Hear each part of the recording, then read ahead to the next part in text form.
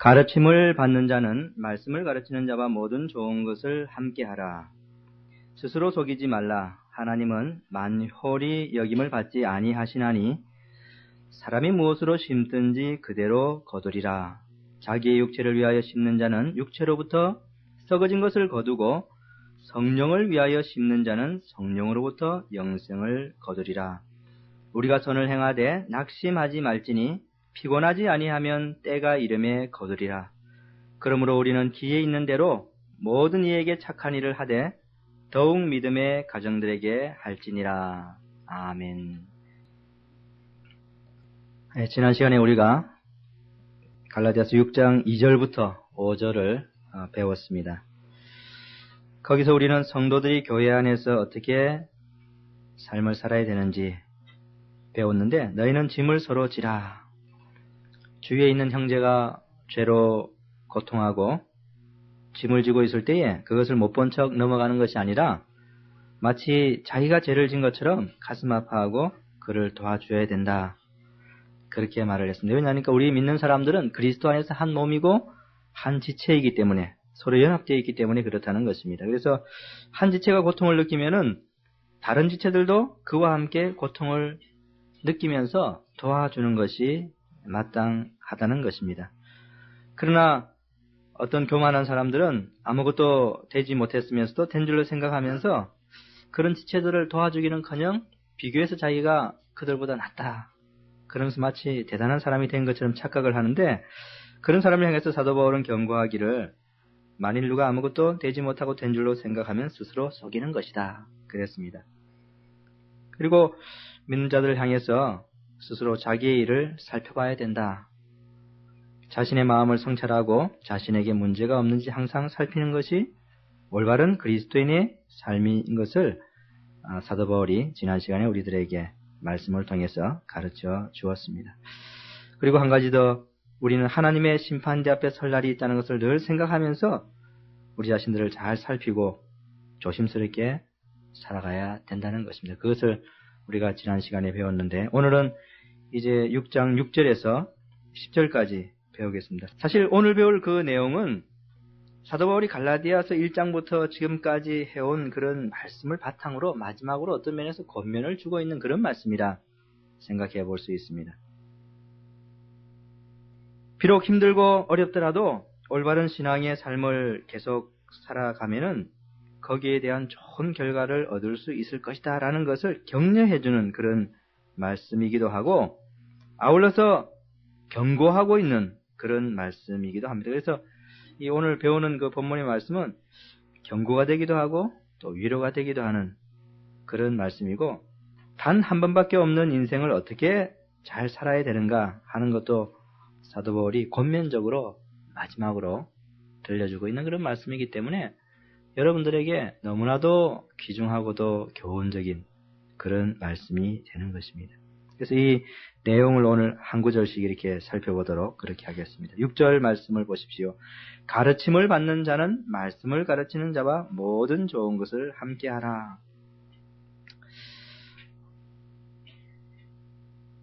이것은 갈라디아 성도들에게 그들의 사역자에 대해서 관대할 것을 가르치는 그런 내용인 것입니다. 여러분, 보이는 교회에는 두 부류의 사람이 있다는 사실을 항상 명심하고 있어야 됩니다. 두 부류가 어떤 부류입니까? 두 부류가 첫 번째로는 가르치는 부류입니다.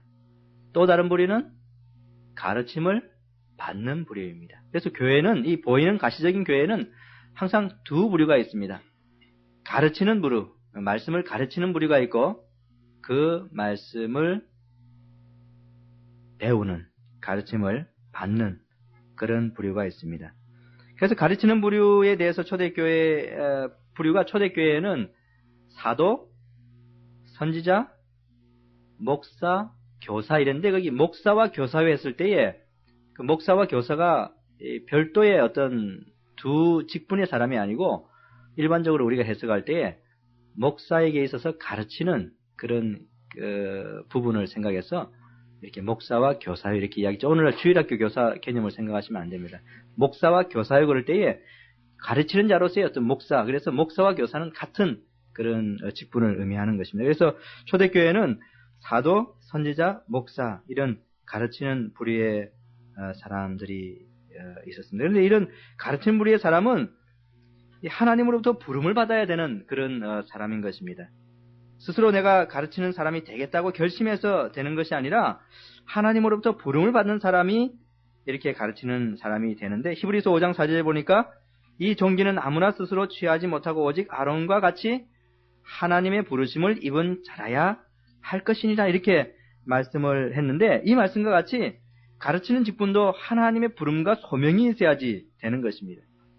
오늘날에 이런 가르치는 직분은 목사에게 있다 이렇게 생각됩니다. 오늘날에는 더 이상 사도나 선지자는 없습니다. 그 직분은 이제 사라진 직분이고, 그래서 교회에서 두 부류 가운데에 가르치는 직분은 누구에게 있느냐?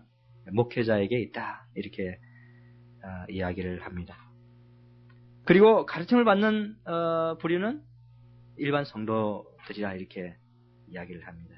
고린도전서 12장 29절에 다 사도겠느냐? 다 선지자겠느냐? 다 교사겠느냐? 이렇게 말한 것처럼 교회 안에 모든 사람이 다 가르치는 사람이면은 가르침을 받는 사람이 어디 있을 수 있습니까? 또 모든 사람이 다 가르침을 받는 사람이라면은 누가 가르치는 사람일 수 있겠습니까? 교회는 항상 가르치는 사람과 가르침을 받는 사람이 두 부류가 있다는 것을 알아야 되고, 오늘 이 6절 본문은 그렇게 가르침을 받는 사람은 특별히 가르치는 사람을 관대하게 대해야 함을 이렇게 말을 해주고 있습니다. 가르침을 받는 자는 말씀을 가르치는 자와 모든 좋은 것을 함께하라 이랬습니다. 여기서 모든 좋은 것이 무엇일까요? 모든 좋은 것. 대체적으로 이것을 물질적인 것으로 이렇게 해석을 합니다. 로마서 15장 27절에 만일 이방인들이 그들의 신령한 것을 나누어 가졌으면 육신의 것으로 그들을 섬기는 것이 마땅하니라 이렇게 말을 했거든요. 그러니까 복음 전하는 자가 이방인들에 가서 복음을 전해줬을 때 그 복음은 신령한 거잖아요. 복음을 받는 사람이 육신적인 것, 물질적인 것을 가지고 이렇게 섬기는 것, 돕는 것은 너무나도 당연하다. 그래서 일방적으로 돕는 것이 아니고 복음을 가진 사람은 복음으로서 영적인 것으로서 그 사람들을 돕고, 이방인들은 복음을 배워서 이제는 물질로서 이렇게 돕고. 그래서 여기 오늘 본문도 모든 좋은 것이라고 했을 때 그것이 바로 육신적인 것, 물질적인 것, 그런 측면으로 여러분들이 생각해 봐야 되는 것입니다. 고린도전서 9장 4절부터 14절에 보니까 이런 진리가 더욱 분명하게 나타나는데, 11절에 보면은 우리가 너희에게 신령한 것을 뿌렸은즉 너희 육신의 것을 거두기로 과하다 하겠느냐 이랬습니다. 그러니까 신령한 것을 뿌릴 때 그들로부터 육신적인 것을 보답받는 것은 결코 잘못된 것이 아니라는 것을 성경이 이야기를 해주고 있고, 13절 14절에 보니까 성전의 일을 하는 이들은 성전에서 나는 것을 먹으며 제단을 모시는 이들은 제단과 함께 나누는 것을 너희가 알지 못하느냐. 이와 같이 주께서도 복음 전하는 자들이 복음으로 말미암아 살리라 명하셨느니라. 여기 분명하게 이렇게 나와 있는데, 구약시대에도 성전에서 일하던 제사장들이나 이런 사람들은 성전에 가지고 오는 그런 진설병이라든지 떡이라든지 이런 걸 가지고 살지 않았습니까? 그게 구약시대의 법칙뿐만 아니라 레위인들도 그렇게 살았거든요. 레위인들이라고 하는 것은 성전에서 제사에 수종드는 그런 사람들인데, 그 사람들은 다 백성들이 가지고 오는 그런 물질적인 것을 가지고 거기서 일을 하면서 살았어요. 백성들은 밖에 나가서 밭에 나가서 농사를 짓고 뭐 하면서 이렇게 물질적인 것을 거두고 자신들이 먹고 이렇게 저축하고 할 수 있지만은, 성전 안에서 일하는 레위인들이야, 제사장들이야 밭에 나가서 일을 할 수 있나요? 그 수없이 그냥 죄를 지으면은 짐승 가지고 와가지고 제사드리려고 하는 그런 백성들인데 하루 종일 그것을 해도 부족함이 시간이 모자라는데 나가서 언제 밭을 일구고 논을 메고 할 그런 시간이 있어요. 그러니까 그 사람들은 백성들이 뭔가 갖다 주지 않으면은, 11조를 주지 않으면은 달리 세상에서 이 삶을 영위할 수가 없어요. 그래서 구약에서 하나님께서 정해놓으신 원리는 성전에서 일하는 사람은 성전에서 나는 것을 먹는다.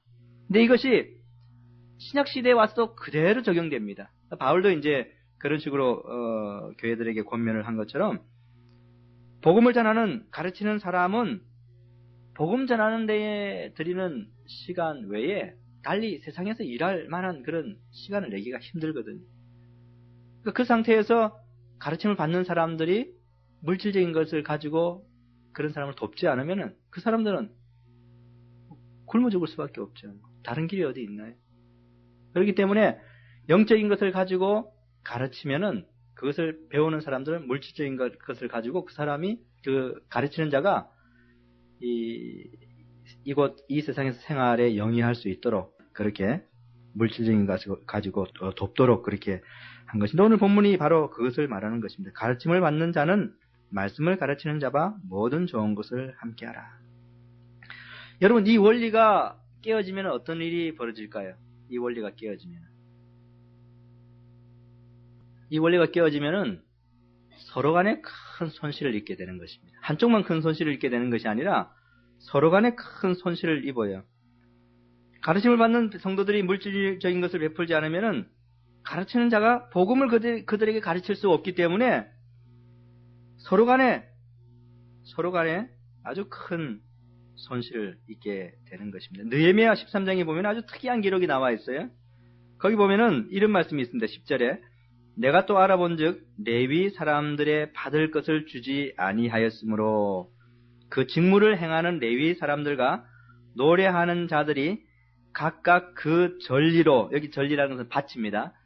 전리로 도망하였기로 내가 모든 민장을 꾸짖어 이르기를, 지도자를 꾸짖어 이르기를 하나님의 전이 어찌하여 버린 바 되었느냐 하고 곧 레위 사람을 불러 모아 다시 그 초소에 세웠더니 이에 유다가 곡식과 새 포도주와 기름의 11조를 가져다가 곡간에 드림으로.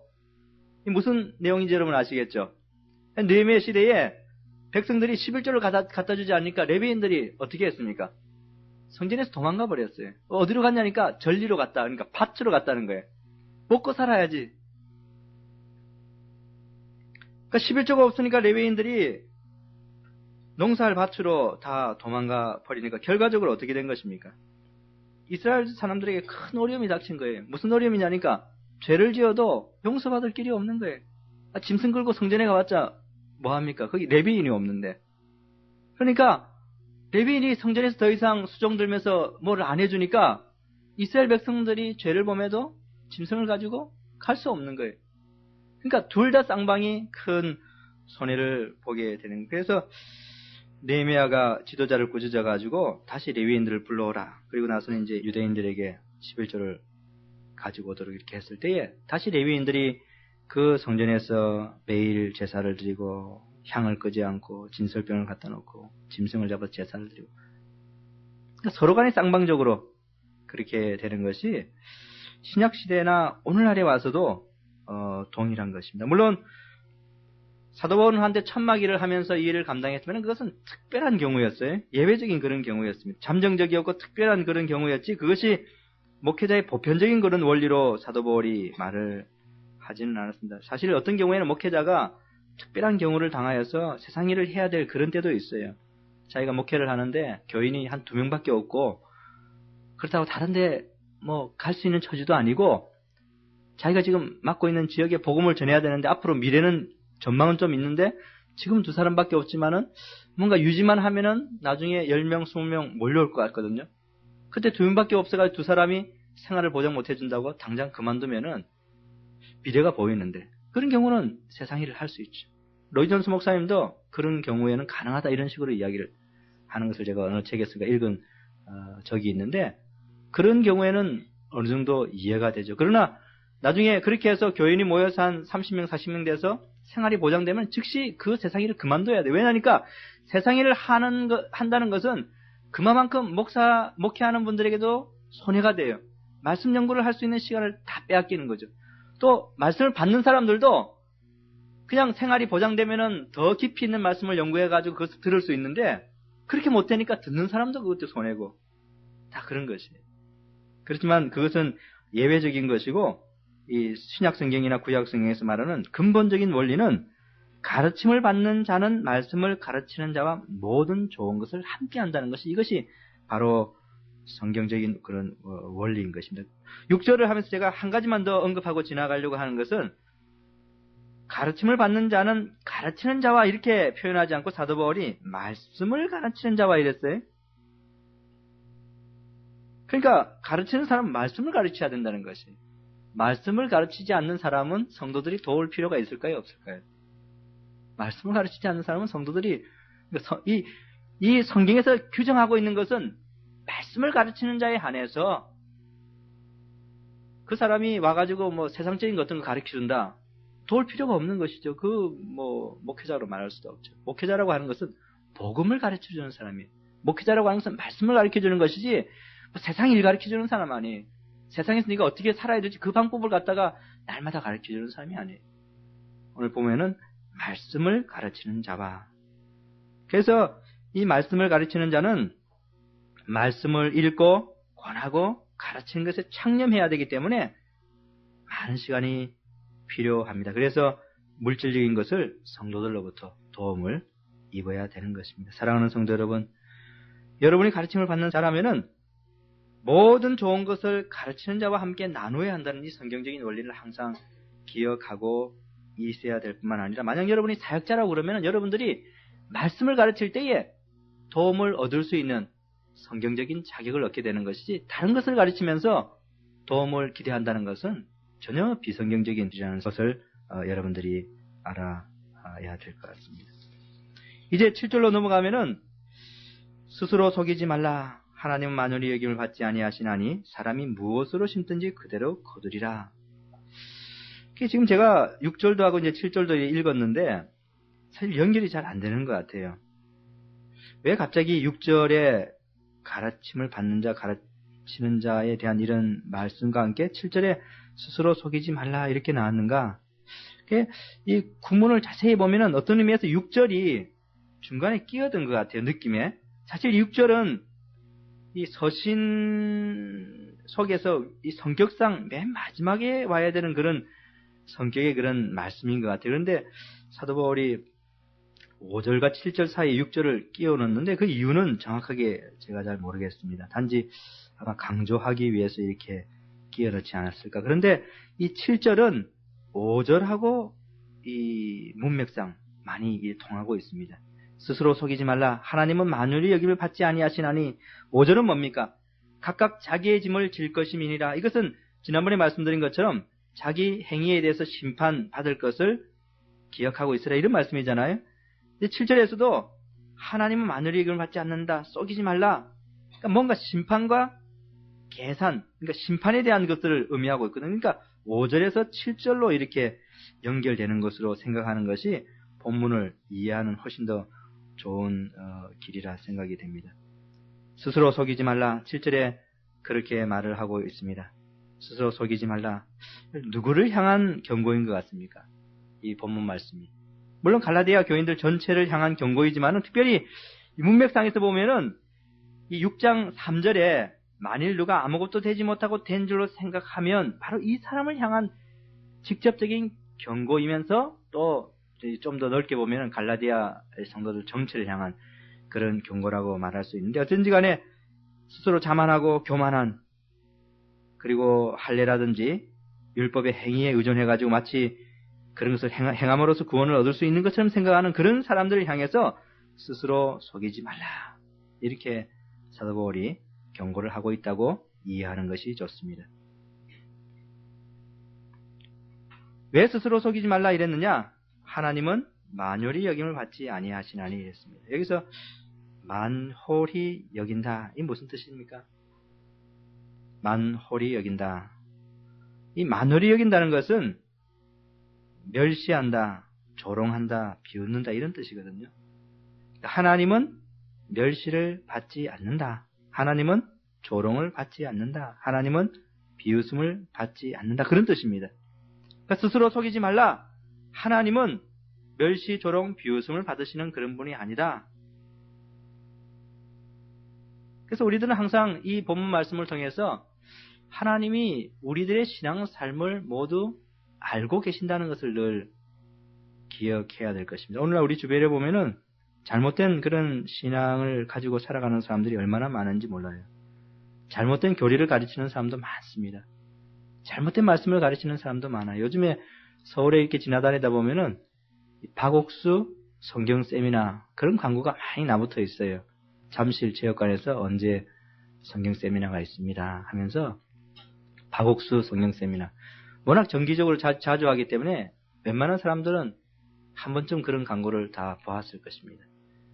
근데 그런 사람들이 그렇게 잘못된 말씀을 이렇게 가르치려고 부단히 광고를 하는데, 그 박옥수라는 사람은 이 구원파의 원조라 이렇게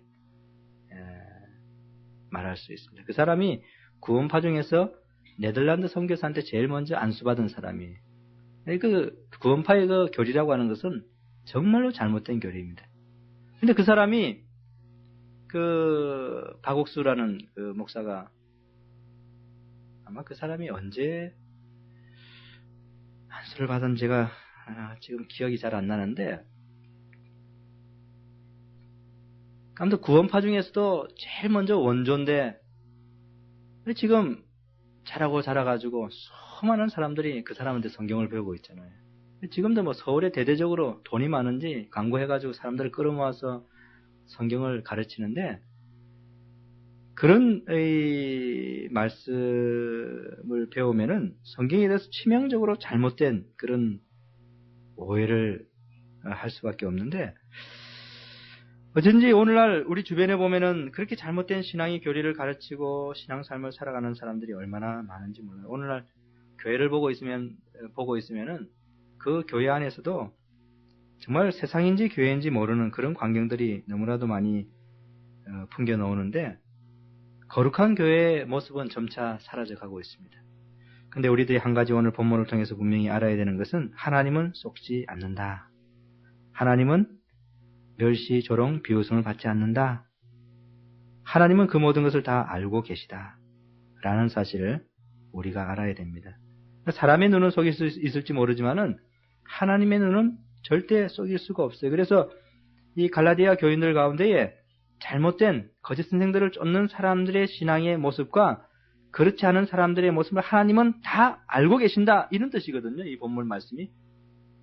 갈라디아 교회에 일어난 모든 일을 알고 계셨던 그 하나님께서는 오늘날 이 교회에서 일어나는 모든 일도 알고 여러분의 교회에서 일어나는 모든 일도 다 알고 계십니다. 그리고 여러분의 신앙의 삶에 올바른 것과 올바르지 못한 것도 다 알고 계세요. 그래서 여러분들이 신앙생활을 할 때에 다른 사람들이 알지 못하기 때문에 별 문제 없겠지, 그렇게 생각하면 큰 오산인 것입니다. 하나님은 그것을 다 알고 계시고, 하나님은 여러분의 마음도 알고 계시고, 여러분이 가지고 있는 성경의 지식도 알고 계시고, 여러분들이 올바른 신앙의 삶을 살아가는지 아니면 그릇된 신앙의 삶을 살아가는지 하는 그런 모든 것도 다 알고 계시는 것입니다. 스스로 속이지 말라. 하나님은 만yor히 여김을 받지 아니하시나니. 그 다음에 접속사가 하나 빠졌어요.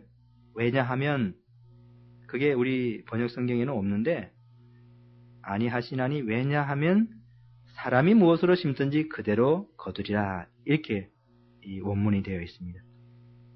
그러니까 하나님께서 멸시를 당하지 않는 이유가 뭐냐?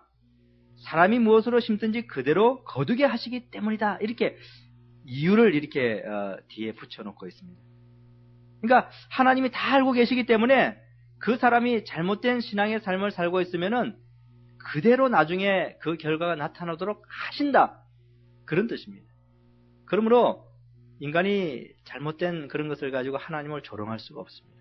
하나님을 멸시할 수도 없고 하나님을 비웃을 수도 없어요. 왜냐니까 언젠가는 그 사람에 대해서 그 한 행위대로 그가 살았던 그 삶의 그 행동 그대로 반드시 하나님께서 보응하시고 그 결과에 대해서 하신다는 그런 의미가 여기 들어가 있습니다. 사람이 무엇으로 심든지 그대로 거둔다. 이것 때문에 우리들은 스스로 속이지 말아야 되고, 하나님께서는 만yor히 여김을 받지 않는다는 사실을 우리들이 분명히 알아야 됩니다. 하나님께서는 사람이 무엇으로 심든지 그대로 거둔다는 법칙을 우리 인생들에게 딱 박아두셨기 때문에, 하나님은 우리 인생들의 모든 것들을 갖다가 초월해가지고 보고 계시고 관여하지 않는 것처럼 느껴질지 모르지만, 그러나 반드시 우리 인생에 관여하십니다. 반드시 우리 인생을 심판하십니다. 스스로 속이는 자는 이 법칙 때문에 결국은 심판을 받게 될 것이다. 교만한 자들도 결국 이 법칙 때문에 심판을 받게 될 것이다. 여러분, 이 사람이 무엇을 심든지 그대로 거둔다는 것은 자연 법칙이기도 하고 영적인 법칙이기도 한 것입니다. 여러분, 자연 법칙이라는 게 뭡니까? 여러분들이 자연세계를 바라보면은 심은 대로 그대로 거두지 않습니까? 장미를 심으면은 장미꽃이 나고, 또 백합화 씨를 심으면 백합화 꽃이 피어나고, 농부들이 봄에 벽씨를 심으면은 가을에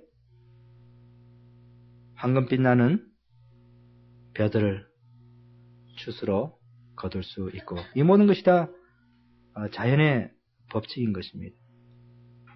과수원에 사과가 자라나고 감이 나오는 것도 그곳에 사과와 감나무를 심었기 때문에 그렇게 나오는 것입니다. 무를 심었는데 거기 고구마가 나왔다, 이런 말을 여러분 들어본 적이 있어요? 그런 거 없죠. 무를 심었기 때문에 겨울에 무를 캘 수 있는 것입니다. 예수님께서도 이 법칙을 인용하시면서 가시나무에서 포도를 또는 엉겅퀴에서 무화과를 따겠느냐 그랬습니다. 심은 그대로 나오는 것이 자연의 법칙인 것입니다.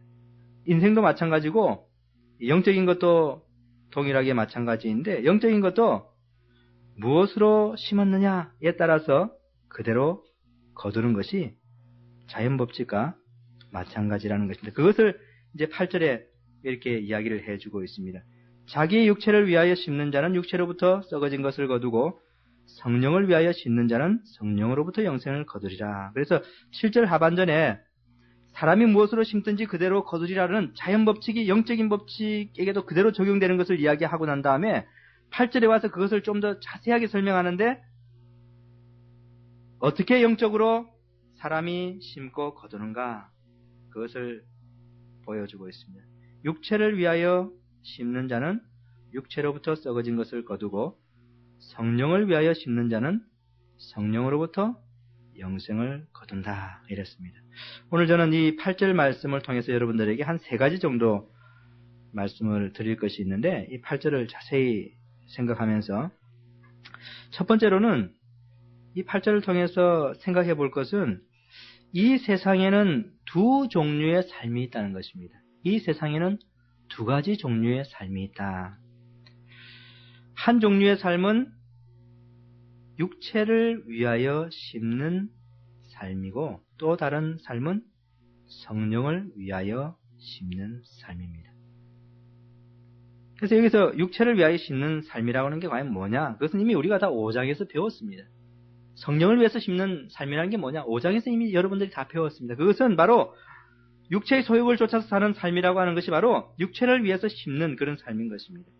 갈라디아서 5장 19절 21절에 육체의 일은 현재 아니 곧 음행과 더러운 것과 호색과 우상 숭배와 술수와 원수를 맺는 것과 분쟁과 시기와 분냄과 당짓는 것과 불리함과 이 쭉 이야기를 지난번에 다 배웠지 않습니까? 그러니까 이러한 삶이 육체를 위한 삶인데, 이런 식으로 싸우고 시기하고 음행하고 우상 숭배하고 술 취하고 방탕하고 살아가는 그 삶의 모습을 바울이 8절에서 육체를 위하여 심는다, 이렇게 표현을 하고 있습니다. 그러니까 마치 육체를 하나의 밭에다가 비유하고 있잖아요. 육체를 밭에 비유하고서 거기 무엇을 심느냐? 시기, 분쟁, 음행, 우상 숭배. 그럼 거기서 뭐가 자라나겠느냐? 이런 식으로 지금 비유적으로 말을 하고 있습니다. 그렇다면 반대로 성령을 위해서 심는다고 하는 것은 성령을 쫓아 사는 삶인 것입니다. 이 사람은 죄를 죽이고 거룩하고 성결한 삶을 살아가는 것입니다. 믿음으로 사는 삶인 것입니다. 사랑과 희락과 화평과 오래 참음과 자비와 양선과 이런 것들이 그 삶에서 나타나는 그런 삶이 바로 성령을 위하여 심는 삶이다. 그래서 이 세상에는 2 종류의 삶이 있어요. 여러분들은 어떤 종류의 삶을 살고 있습니까? 어떤 사람은 그 사람의 육체에 여러 가지 죄악된 것들을 심어가지고 사는 그런 삶이 있어요. 그러니까 육체로 하여금 세상의 여러 가지 쾌락과 향락과 방탕과 술취함과 이런 식으로 살아가는 사람이 있고, 또 어떤 사람은 이 육체의 죄악을 절제시키면서 말씀과 기도와 사랑과 거룩함과 이런 것들로 살아가는 그런 사람이 있습니다. 그러므로 그 사람의 삶의 모습을 보면은 그 사람이 어떤 종류의 삶을 살고 있는지 금방 우리가 보게 되는데, 그 사람이 육체를 위해서 사는지 또 성령을 위해서 사는지 금방 우리가 알 수 있습니다. 어떤 사람이 음란한 잡지를 보고 있다. 음란한 잡지를 보고 있다. 그러면 그 사람의 그 순간의 삶이 어떤 삶인 것입니까? 그것은 육체를 위해서 심는 삶인 것입니다. 그러니까 육체에게 먹이를 주는 것이죠. 그러나 그 사람이 말씀을 열심히 정기적으로 읽고 있다. 그것은 성령을 위해서 심는 그런 삶인 것입니다. 어떤 사람이 돈에만 관심이 있고 투기하고 노름하고 산다. 먹기만 탐하면서 이곳저곳 돌아다닌다. 놀기만 좋아해서 이곳저곳 가서 논다. 다 이거 육체를 위해서 심는 그런 삶인 것입니다. 어떤 사람이 방탕하고 무절제하고 무익한 말을 하면서 산다. 다 이것이 육체를 위해서 심는 그런 삶인 것입니다. 그러나 또 어떤 사람은 기도하는 삶, 말씀을 연구하고 경건서적을 탐독하고 예배를 좋아하고 또 나와서 이렇게 가르침 받는 것을 좋아하고 뭐 그런 식으로 사람이 삶을 살아가고 있으면 이것은 분명히 성령을 위해서 심는 그런 삶인 것입니다. 이 땅에는 이처럼 두 부류의 삶이 있다는 사실을 여러분들이 알아야 되고 여러분 자신들이 어떤 삶을 사는지 한번 생각해 보셔야 될 것입니다. 두 번째로는 이 본문을 자세히 보고 있노라면은 여러분들에게 어떤 교훈을 또 주고 있냐면은 인생에서의 산다는 것 그리고 죽는다는 것의 의미는 뭔가 하는 데 대한 좋은 교훈을 또 이 본문이 주고 있습니다. 살아있다는 게 뭘까? 또는 죽는다는 것, 그 죽음 이유는 과연 뭔가? 그것에 대해서 여기서 우리들에게 교훈을 주는데 우리가 살아있다는 것, 산다는 것은 바로 심는 시기라는 것입니다. 죽었다는 것은 뭡니까? 내세는 뭡니까? 그것은 거두는 시기라는 것입니다. 사실 이거보다 더 놀라운 기독교의 진리는 없어요. 자기의 육체를 위하여 심는 자는 육체로부터 썩어진 것을 거두고 성령을 위하여 심는 자는 성령으로부터 영생을 거두리라. 그러니까 우리의 인생은 평생 심는 기간이라는 사실을 여러분들이 알아야 됩니다. 평생 심는 기간이에요. 계절로 하면은 우리는 봄이라 이렇게 말할 수 있습니다.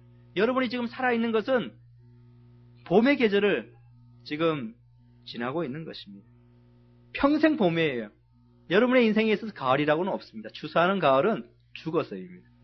그러니까 평생 인생이라고 하는 것은 거두는 시기가 아니고 심는 시기라.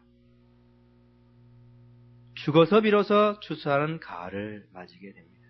죽음 이후에 여러분들은 평생 살아서 심은 것들을 거두게 되는 것입니다. 사실 이런 진리를 접하게 되면 굉장히 우리가 두려움을 느끼게 되는데 참 우리들은 이곳에서 부지런히 심고 내세에 가서 거기에 대해서 그 결과에 대한 보상을 받게 된다는 것이 참 우리들에게 두려움을 주는 것 같습니다. 그러니까 여러분들이 인생을 살면서 육체를 위해서 싸우고 시기하고 음행하고 도둑질하고 방탕하게 그렇게 살고 있다면은 죽어서 거기에 대한 열매를 여러분들이 거두게 될 것입니다.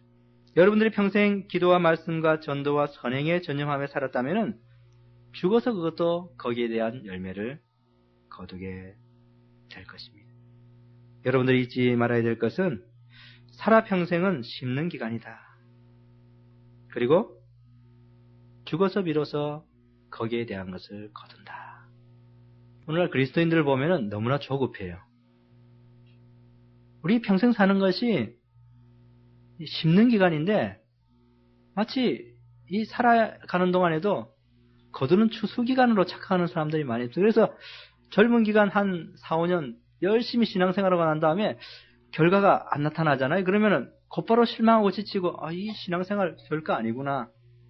이렇게 하는 것이 대수롭지 않은 모양이다. 다시 옛날로 돌아가려고 그러고 좌절하고 낙담합니다. 기껏 4, 5년 해놓고 난 다음에 그 다음에 결과가 안 나타난다고.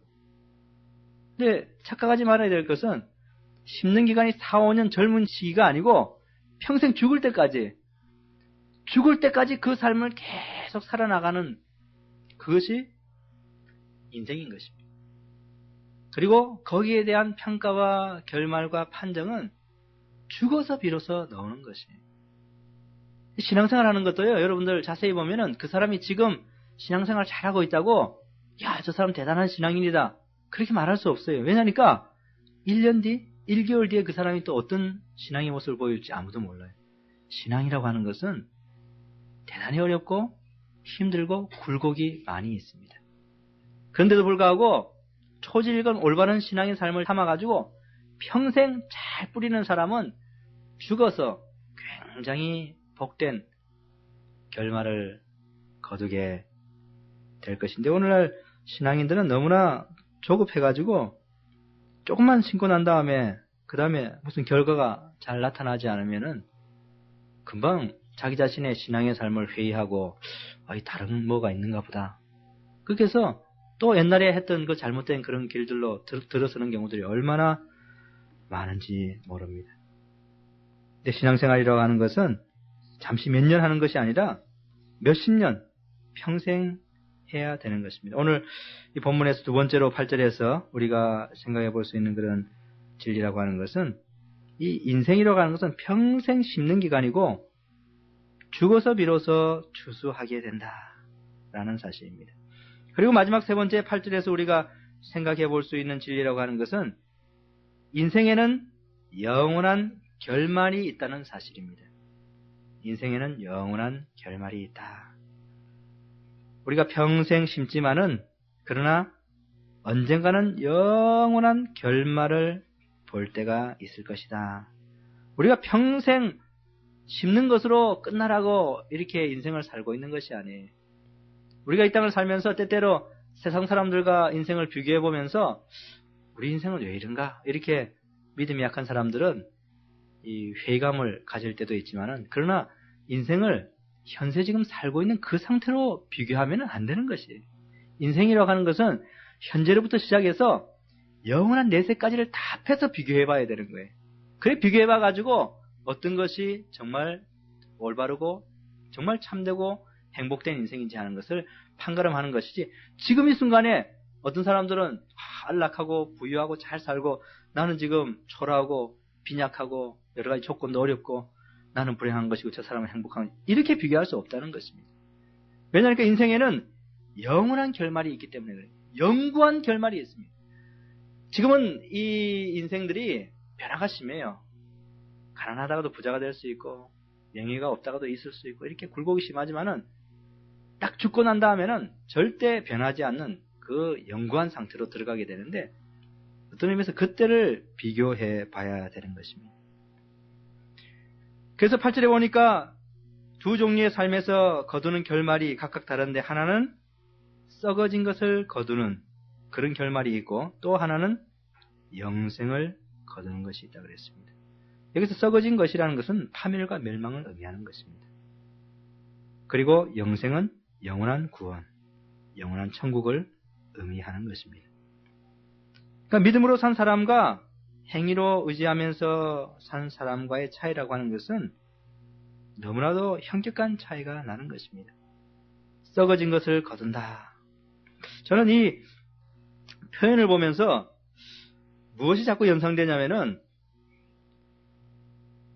그 농부가 가을에 추수하러 일에 나갔는데 메말라가지고 아무런 열매도 내지 않고 줄기만 이렇게 삐죽 나왔다가 다 썩어져 버린, 그게 자꾸 연상이 돼요. 그 농부가 얼마나 그 마음이 비참하고 한탄스럽겠습니까? 봄에 열심히 뭔가 뿌렸는데 가을에 가서 밭에 보니까 자기 나름대로는 풍성한 이 곡식을 연상하면서 이렇게 밭에 논에 나갔겠지요. 그런데 가보니까 거기 풍성한 황금빛 나는 그런 곡식들은커녕 아무것도 없고 논바닥은 다 갈라져 있고 줄기만 몇 줄기 나와가지고 이래 있는데 그것도 다 썩어져 있는, 그런 것만 보게 된 농부의 그 심정이라고 하는 것은 이루 말할 수 없이 참담할 것입니다. 그래서 육체를 위해서 심는 자가 썩어진 것을 거둔다. 죽어서 내세에 가가지고 자기가 그 평생 인생 살면서 거기에 대해서 이제 심은 것을 딱 거두는데, 썩어진 것을 딱 거두는 것을 바라봤을 때에 이 사람은 얼마나 비참하고 불행할까. 영원히 그 마음속에 비참한 그런 느낌뿐일 것입니다. 다니엘서 12장 3절에 보니까 땅의 티끌 가운데서 자는 자 중에 많이 깨어 영생을 얻는 자도 있겠고 수욕을 받아서 무궁히 부끄러움을 입을 자도 있을 것이며 이런 말씀이 있습니다. 참 구약 성경인데도 어쩌면 이렇게 신약 성경과 같이 분명히 두 부류의 결말에 대해서 이렇게 잘 이야기하고 있는지 땅의 티끌 가운데서 자는 자 중에 그러니까 죽은 자 가운데서 많이 깨어 영생을 얻는 자도 있겠고 그랬잖아요. 이 성령을 위해서 심은 자가 영생을 거두는 것이죠. 그 다음에 뭐라고 했냐니까 수욕을 받아서 무궁히 부끄러움을 입을 자도 있을 것이며 썩어진 것을 거둔 것이죠. 다니엘서에서 이렇게 벌써 말씀을 하고 있어요. 마태복음 25장 41절에도 보니까 썩은 것을 거둔 자들을 향해서는 저주를 받은 자들아 나를 떠나 마귀와 그 사자들을 위하여 예비된 영영한 불에 들어가라 이렇게 말을 했습니다. 그리고 영생을 얻은 자들에 대해서는 내 아버지께 복받을 자들이여 나와 창세로부터 너희를 위하여 예비된 나라를 상속하라. 그러니까 무엇을 현재 심었는가에 따라서 내세에서 무엇을 거두게 되는가 하는 것을 보여주고 있습니다. 오늘 이 본문에서 제가 여러분들에게 한 세 가지 여러분들이 교훈 얻을 수 있는 것들을 말씀을 드렸습니다. 첫 번째로는 두 부류의 삶이 있다. 여러분들은 어떤 삶을 지금 살고 있습니까? 두 번째로는 평생 사는 것은 심는 것이고 죽어서 거두게 된다. 세 번째, 영원한 결말이 있다는 그 진리에 대해서 여러분들에게 말씀을 드렸습니다. 제가 여러분들에게 묻고 싶은 것은 여러분 지금 성령을 위해서 심으면서 삶을 살아가고 있습니까? 아니면은 육체를 위해서 심으면서 삶을 살아가고 있습니까? 지혜로운 사람은 이 짧은 7, 80년 인생 살면서 성령을 위해서 심다가 영원한 내세에서 영생을 거두는 그런 사람일 것입니다. 미련하고 어리석은 사람은 이 짧은 인생을 쾌락과 향락과 육체를 위해서 심다가 영원한 내세에서 썩어질 것을 거두는 그런 사람이 될 것입니다. 여러분들은 지금 무엇을 심고 있는가? 여러분들은 지금 무엇을 심고 있는가? 한번 오늘 이 밤에 이 중대한 주제를 깊이 생각해 보시기 바랍니다. 나는 나의 영원한 내세를 위해서 무엇을 심고 있나? 한번 생각해 보세요. 물론 지금 여러분들이 이 순간은 뭔가 성령을 위해서 심고 있는 것 같습니다. 말씀을 배우니까요. 이런 식으로 계속 여러분들이 삶을 살아간다면 실패하지 않을 삶이 될 것입니다. 그러나 이런 모든 것을 다 망각하고 세상 사람들이 사는 방식대로 시기하고 질투하고 분쟁하고 돈에만 눈이 멀어가지고 그냥 투기하러나 다니고 그냥 그 뭐 어디 재물이나 이런 거 얻는 데만 기만 손긋하고 누가 조금만 뭐 부자 되는 그런 거 이야기하면 그냥 가슴 속에서 그냥 거기에만 신경이 몰두되고 또 누가 어디 가면 참 즐겁고 재미나는 그런 곳이 있다 이러면 그런 데만 그냥 체크해가지고 나중에 한번 가봐야지. 뭐 이런데 저런데 먹을 것이 있다면 그런 데만 쫓아다니려고 하고 온통 그냥 이 세상의 향락 또는 쾌락, 부, 명예 이런 것에만 관심 쏟고서 평생을 살아간다면 그 인생은 육체를 위해서 심는 것입니다. 근데 그리스도인이라는 명칭을 가진 사람들 가운데에 그렇게 인생을 살아가는 사람들이 너무 많아요. 과연 그 사람의 인생은 나중에 어떤 결말을 거둘 것인가? 물론 저는 잘 모르죠. 저는 하나님이 아니기 때문에 잘 모르지만은 그러나 그 사람이 현재의 삶을 보면은 마음속에 위기감을 많이 느낍니다. 여러분의 인생이 실패하지 않기 위해서는 지금 이 순간에 성령을 위해서 심어야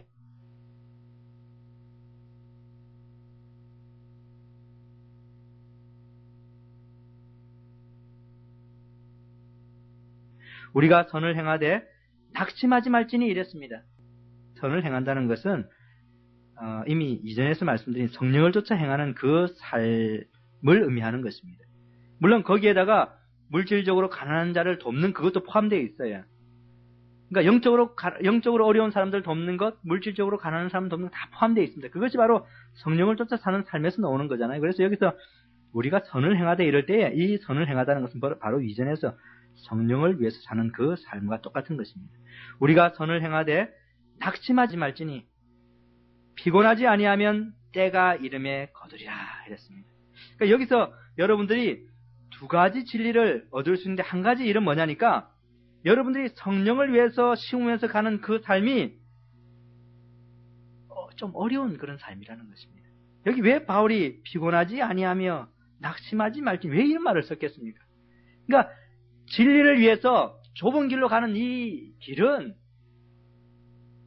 쉬운 일이 아니에요, 여러분들. 쉬운 일이라면 모든 사람들 다 갈 수 있죠. 이게 어려운 일입니다. 낙심하기 쉽습니다. 지치기 쉽습니다. 피곤하기 쉬워요. 핍박이 많고 괴로움이 많고 우리 주님의 이 땅의 삶이 바로 그러지 않았습니까? 많은 고난과 어려움이 있고 결국 십자가에서 피를 흘리며 돌아가신 그 주님의 삶을 보면은 이 십자가의 길, 이 그리스도인이 가야 되는 이 길이 결코 그 휘바람 부르면서 콧노래 부르면서 갈 수 있는 그런 길은 아닌 것입니다. 어려워요. 반대자들도 많고 손가락질하는 사람도 많고 비난하는 사람도 많고 힘듭니다. 그렇기 때문에 많은 사람들이 넓은 길로 이렇게 동료들하고 같이 이렇게 희낙낙하면서 가기를 원하지 그 찾는 사람도 없는 협착한 길을 홀로 외로이 가려고 하지 않는 것이에요. 그래서 이 성령을 위해서 심는 이 길이 낙심하기 쉽고 피곤하기 쉽고 어려워요. 그렇기 때문에 사도 바울이 우리가 선을 행하되 낙심하지 말지니 피곤하지 아니하며 이랬습니다. 이 본문을 통해서 우리가 그 사실 한 가지를 알아야 되고 또 다른 한 가지는 뭐냐니까 그러나 이렇게 낙심하기 쉽고 피곤하고 지치기 쉬워도 우리에게는 아주 원대한 소망이 있는데 그것은 뭐냐니까 때가 이르면 거둔다는 사실이에요. 때가 이르면 거둔다.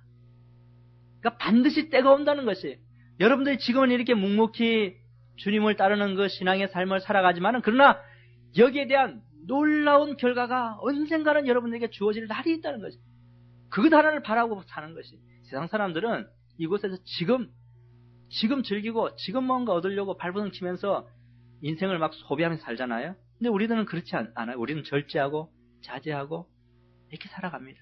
왜 그러느냐? 원대한 미래에 거두는 데를 바라보고 있기 때문에 그래요. 그래서 사도 바울이 고린도전서 15장에서 부활이 없다면 우리 믿는 성도들이 제일 비참한 자라고 그러지 않았어요. 거두는 데가 없다면 우리 그리스도인들이 제일 비참한 것이죠. 그러나 때가 이르면 거두기 때문에 우리 믿는 사람들이 선을 행하면서 낙심하지 않고 피곤하지 않으면서 이렇게 해 나가야 됩니다. 때가 이름에 거두리라. 언젠가는 거둘 때가 있다는 사실을 우리들에게 말씀해 주고 있는데 얼마나 이것이 우리들에게 위로가 되는지 모릅니다. 이렇게 지치고 힘든 인생길을 살아가는 동안에 얼마나 이 말씀이 우리들에게 큰 위로가 되는지 모릅니다. 존 브라운이라는 전교도가 많은 그리스도인들이 어린아이와 같아 그들은 한날에 심고 거두어 드리려고 한다 이랬습니다. 참 어린아이와 같지 않아요? 한날에 오늘 심고 오늘 뭔가 거두려고 하는데 이거 어리석은 어린아이와 같은 그런 자세예요. 우리들은 평생 장구한 시간 7, 80년을 심고 죽어서 영원한 내세에서 거두는 그것을 기대하는 그런 사람들인 것입니다. 때가 되면 거둔다. 여러분들 때가 됐을 때 어떤 것을 거두기를 원하십니까? 때가 돼서 거두려고 하는데 썩어진 것이 여러분 눈앞에 딱 닥친다면 얼마나 그 인생 불행하겠습니까? 한번 결말 지어지면 더 이상 번복이 되지 않아요. 인생은 한 번 사는 것입니다. 여러분들 한 번 사는 것이에요. 제가 여러분들보다 이렇게 조금 더 오래 산 것 같은데 아마 여러분들도 제 나이가 되면은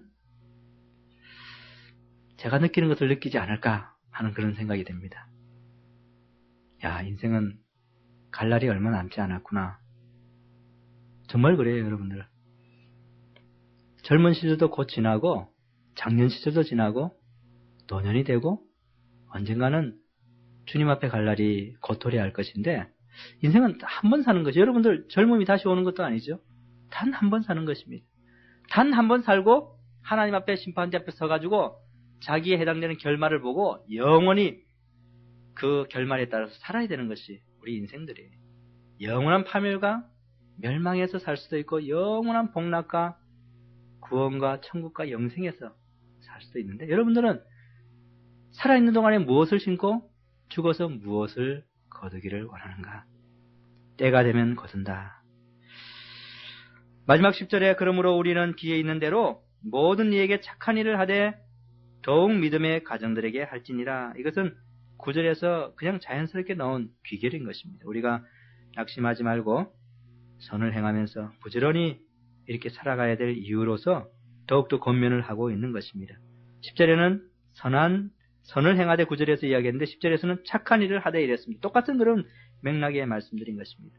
기에 있는 대로 모든 이에게 착한 일을 하되 더욱 교회 안에 있는 믿음의 가정들에게 그렇게 하라 그랬습니다.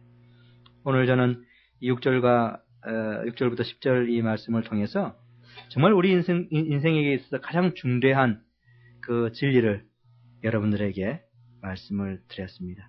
그것은 바로 심은 대로 거두는 원리인 것입니다.